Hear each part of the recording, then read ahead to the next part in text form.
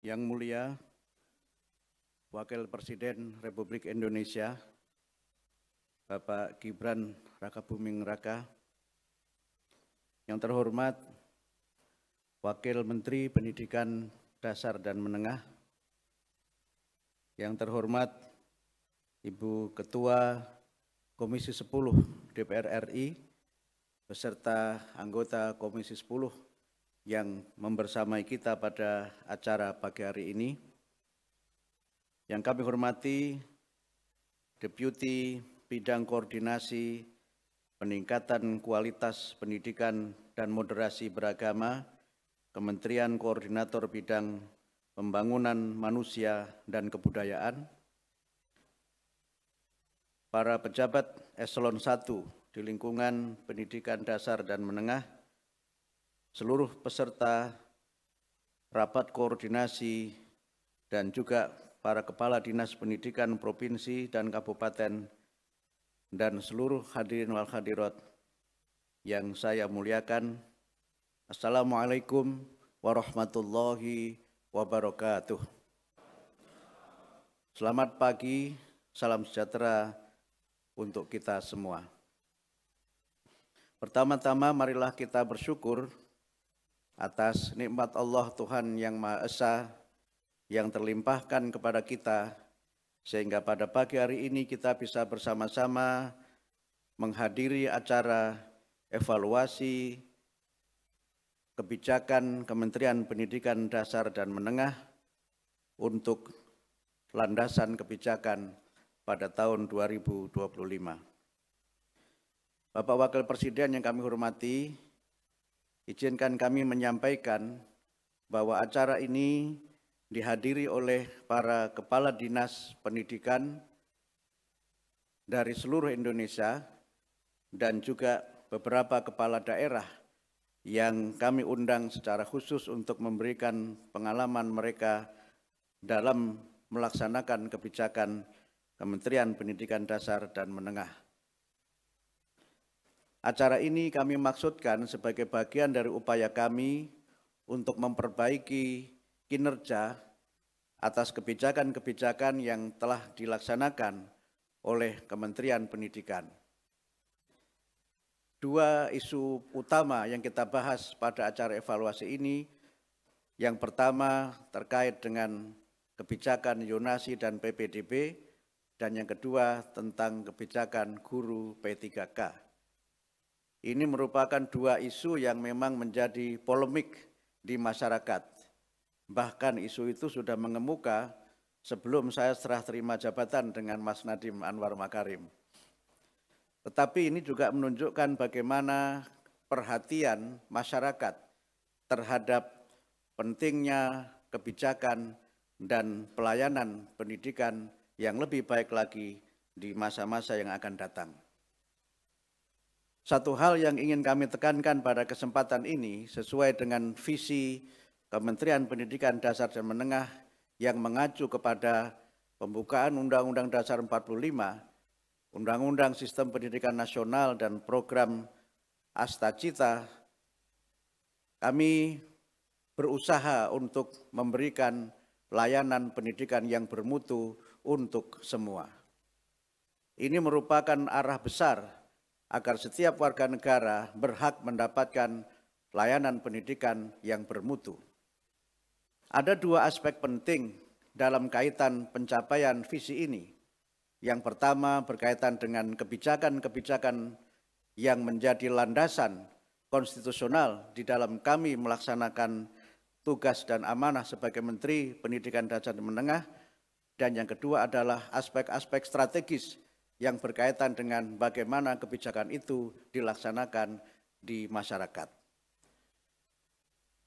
Persoalan yang berkaitan dengan PPDB, Yonasi, dan P3K merupakan wilayah strategis untuk memastikan bahwa setiap anak Indonesia mendapatkan layanan pendidikan yang bermutu. Demikian halnya dengan P3K juga bagian dari upaya kami bagaimana agar para guru dapat bekerja dengan sebaik-baiknya, memberikan layanan pendidikan yang terbaik untuk murid-muridnya. Banyak hal yang memang harus kita lihat kembali dari kebijakan itu. Tetapi yang ingin kami tegaskan pada kesempatan ini terkait dengan zonasi pada khususnya, tentu ada spirit dan filosofi yang mendasarinya. Zonasi menjadi kebijakan strategis untuk memastikan bahwa setiap anak Indonesia mendapatkan layanan pendidikan yang bermutu yang tidak jauh dari tempat tinggal mereka. Selain itu, zonasi yang di situ terdiri atas murid-murid dari berbagai kelas sosial juga dimaksudkan agar terjadi proses integrasi sosial di antara para murid di lingkungan atau di wilayah tertentu. Sekolah adalah tempat di mana terjadi pertemuan murid dari berbagai macam latar belakang atau menjadi tempat terjadinya meeting point, tapi juga menjadi tempat di mana keindonesiaan dan kepribadian mereka berkembang. Sekolah dalam hal ini berfungsi sebagai proses pelayanan pendidikan yang memungkinkan terbangunnya keindonesiaan tanpa meninggalkan identitas kepribadian mereka sebagai putra-putri di daerah masing-masing. Sekolah pada konteks ini menjadi tempat terjadinya melting point, yang dengan itu maka kita memiliki integrasi yang kuat di antara anak-anak bangsa. Kekuatan kita sebagai bangsa tentu ditentukan oleh bagaimana kohesivitas sosial dan integritas serta integrasi sosial itu terbangun dengan sebaik-baiknya. Karena itu maka evaluasi ini kami selenggarakan sebagai upaya untuk mendapatkan masukan-masukan yang bermakna, masukan-masukan penting dari pengalaman Bapak Ibu sekalian, para kepala dinas pendidikan yang berkecimpung langsung dalam melaksanakan dua kebijakan tadi. Ini juga bagian dari upaya kami, Kementerian Pendidikan Dasar dan Menengah, untuk dalam masa 1 bulan ini mendengar dan menerima masukan dari berbagai pihak, sehingga kami dapat memiliki informasi yang komprehensif, informasi yang memungkinkan kita mengambil kebijakan dengan seksama dan bermanfaat untuk semua.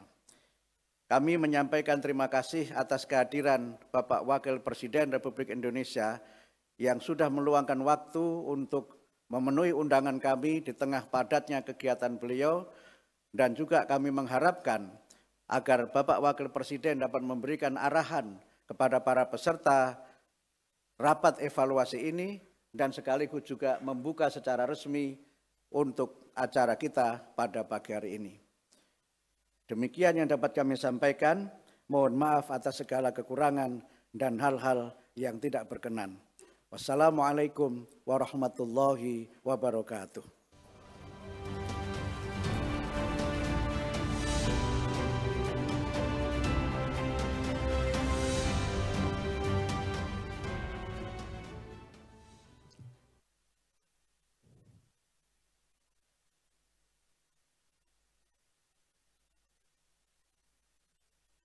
Hadirin yang berbahagia, selanjutnya marilah kita simak bersama pengarahan Wakil Presiden Republik Indonesia dilanjutkan dengan pemukulan gong sebagai tanda peresmian pembukaan rapat koordinasi evaluasi kebijakan pendidikan dasar dan menengah.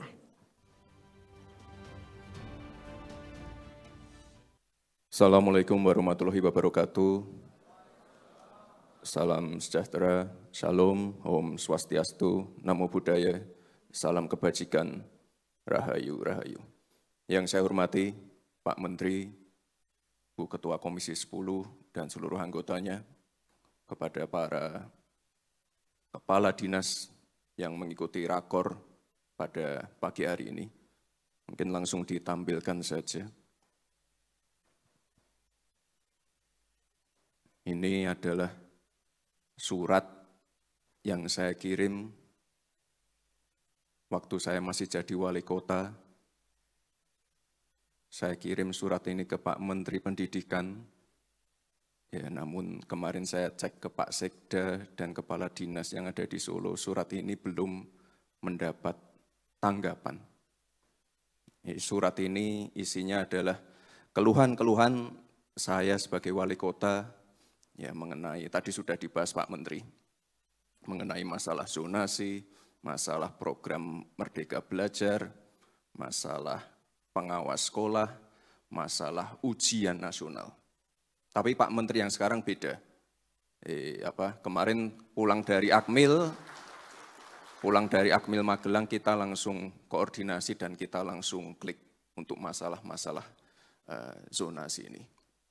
Jadi Bapak Ibu, zonasi ini program yang baik, tapi silakan nanti Bapak Ibu selama rakor mungkin bisa memberi masukan karena jumlah guru kita itu belum merata.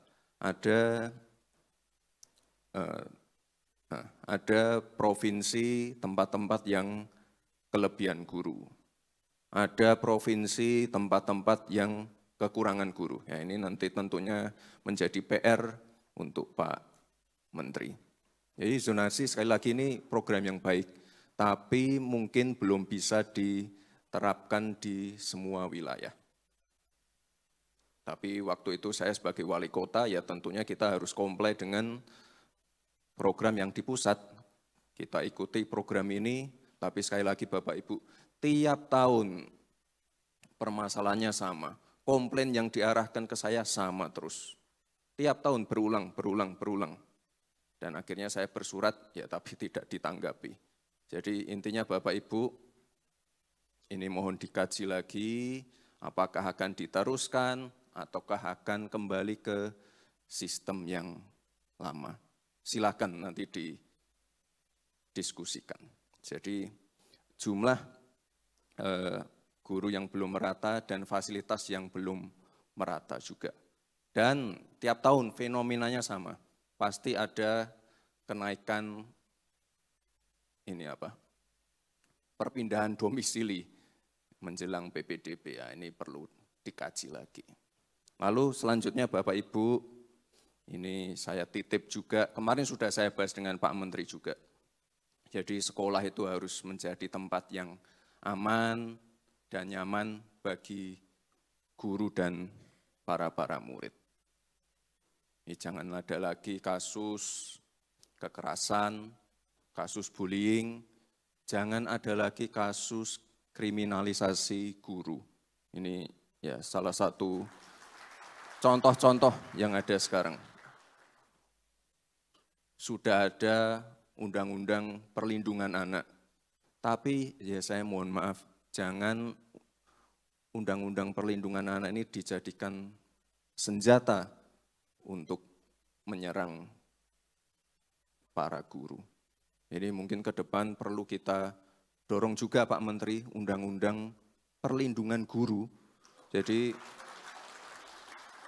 guru itu bisa nyaman dan juga guru mempunyai ruang untuk mendidik dengan cara-cara yang ya tetap disiplin, tapi harus ada undang-undang dan perlindungannya. Jadi saya mohon Bapak Ibu jangan sampai ada lagi terjadi kasus-kasus seperti ini. Kemarin juga sudah kami bahas dengan Pak Menteri bagaimana anak-anak yang menjadi korban kekerasan seksual dan lain-lain ini harus mendapatkan atensi khusus. Jangan sampai mereka malah dikeluarkan dari sekolah. Kalau bisa kita beri atensi khusus, kalau bisa dibangunkan sekolah khusus untuk mereka. Ini idenya Pak Menteri ya, bukan ide saya. Dan ini saya kira ide yang sangat baik dan saya kira nanti kalau dilaporkan ke Pak Presiden Prabowo, beliau pasti akan menyambut baik juga. Jadi sekolah khusus untuk para korban-korban kekerasan. Ini saya kira sangat baik sekali. Jadi jangan sampai mereka ditinggal, mereka tuh malah harus dapat mendapatkan atensi khusus.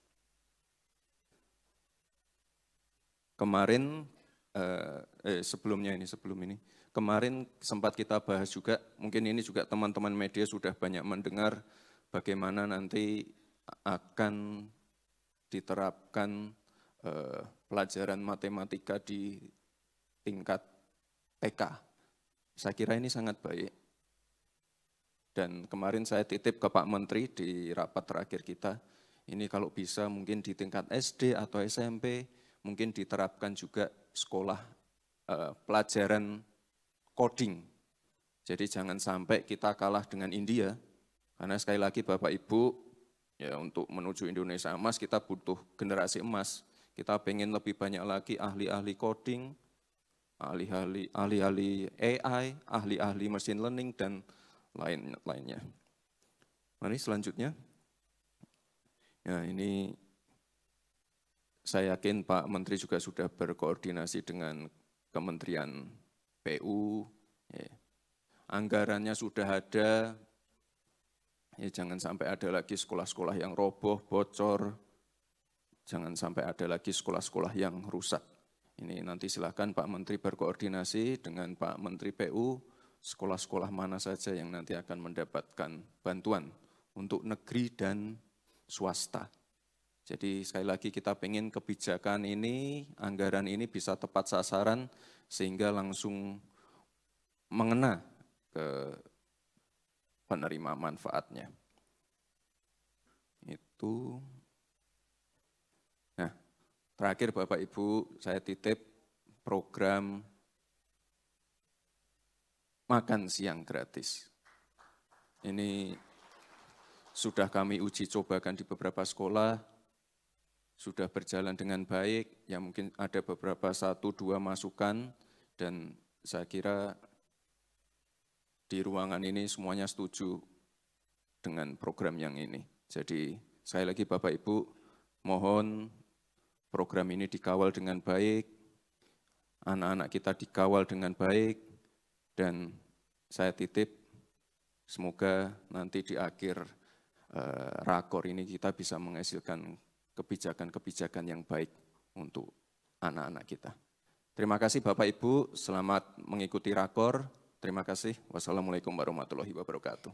Selanjutnya, dimohon kepada Menteri Pendidikan Dasar dan Menengah dan Ketua Komisi 10 DPR RI untuk mendampingi Wakil Presiden Republik Indonesia melakukan pemukulan gong.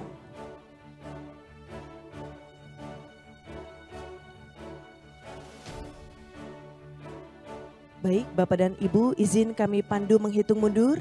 3, 2, 1.